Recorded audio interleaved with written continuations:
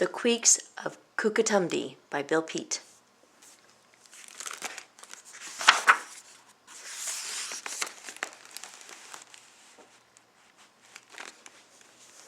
Far off somewhere in the Tamboozaroo Sea, on the jungle island of Kookatumdee, there once lived a flock of strange bird-like things called Kweeks, with huge beaks and undersized wings. With no wild beasts living there to endanger the Kweeks, their only problem was eating, just filling their beaks. The Kweeks couldn't fly, so they couldn't go anywhere. Their only food was the tropical fruit growing there, the purple pumpkin-sized fruit called plopalops, that grew in one towering ploppa treetop. And since the Kweeks were entirely too clumsy to climb, getting something to eat was a matter of time. They often spent hours just waiting around for the fruit to ripen and fall to the ground. When the plopalops ripened and did finally fall, it was every bird for himself in a wild free-for-all, queek against queek, with not a one playing fair, and everyone out to get more than his share. The rougher and tougher and quicker the queek, the more plopalops he could snatch in his beak. At night-time the Kweeks were all huddled together in a cavern for shelter from the foggy, damp weather. As they slept, the Kweeks dreamed the same dream every night, that they had sprouted huge wings and were on a long flight to a beautiful island with plenty of space and ploppa trees growing all over the place. As they awoke from the dream, they were irked as could be when they remembered they had only one ploppa tree. A Kweek named Quentin was so worried one morning he made a short speech which was more of a warning. "I'm sorry if I sound awfully preachy," he said, "but if we go on being greedy, there's trouble ahead. When it comes to eating, we must try to be fair and be sure that no one gets more than his share." "Terrific! Just dandy!" the Kweeks all agreed. "From now on we'll be fair, yes, yes, indeed!" They tried to think of a plan that was just about right, so that each Kweek got a plopalop without having to fight. But some days the plopalops that dropped from the tree might be 100 or just 2 or 3. It was impossible to divide up an uncertain amount, especially since the Kweeks never learned how to count. "How many for each?" remained the big question. Not even Quentin had a suggestion.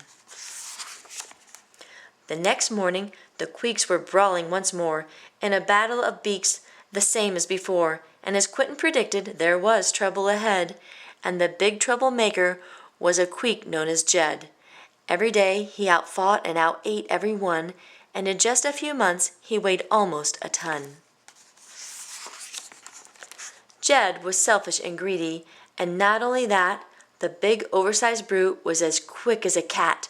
When a plopalop dropped, he was ready to pounce and snap it up in a beak on the very first bounce. Unless a plopalop came bouncing their way, all the rest of the Kweeks went hungry that day. Their bellies had shrunk with so little to eat. The Kweeks weren't much more than big beaks and big feet. "We're done for," said Quentin one afternoon, "unless we do something drastic real soon. We can sneak upon Jed before he suspects and clobber the brute with a few thousand pecks." "A dandy idea!" exclaimed the Kweeks all at once. "We'll teach Jed not to bully us poor little runts." At twilight, when the fog drifted in from the sea and Jed was napping under the tall ploppa tree, the whole flock of Kweeks, crouching low to the ground, crept up on Big Jed without making a sound. "Now remember," warned Quentin, "there's no turning back. Let's demolish the brute with an all-out attack." Quentin led the attack, catching Jed by surprise with a ferocious peck between his squinty mean eyes. But one peck was all, alas and alack. His friends were too scared to join in the attack. All at once Quentin found himself beak to beak with a fighting, mad, furious, gigantic Kweek. "You little creep," squawked Jed. "You little upstart. Just for that silly trick, I'm going to peck you apart." Then before he could snatch the small Kweek in his beak, Quentin was gone. He took off like a streak. The chase was now on, with Jed in red-hot pursuit, and Quentin zigzagging to escape the big brute. But the island was such a very small place, there wasn't much room for a very long chase. Jed was out to get even no matter what, and he finally chased Quentin to a very tight spot, at the edge of a bluff with nowhere to go unless he jumped into the rough sea down below. But if he jumped in the sea, he'd be a goner for sure, and a fierce peck on the head was too much to endure. There was just one thing left for poor Quentin to do. In desperation, the little Queek finally flew. Frantically flapping his wings, he sailed above the head of a flabbergasted, befuddled, dumbfounded Jed. Then out over the island Quentin went gliding, to surprise his Queek friends who were still in hiding. "Come on out!" Quentin shouted. "Look up here in the sky! Look at me, I can fly! It's easy as pie! Now come on, everyone! Flap your wings and just try it! We're all light as feathers from our starvation diet!" And with a squeal of delight, the Queeks took off together, as easy as pie and as light as a feather. Then, after saying goodbye to Kookatumdee, the Queeks flew on across the Tumboozeroo Sea.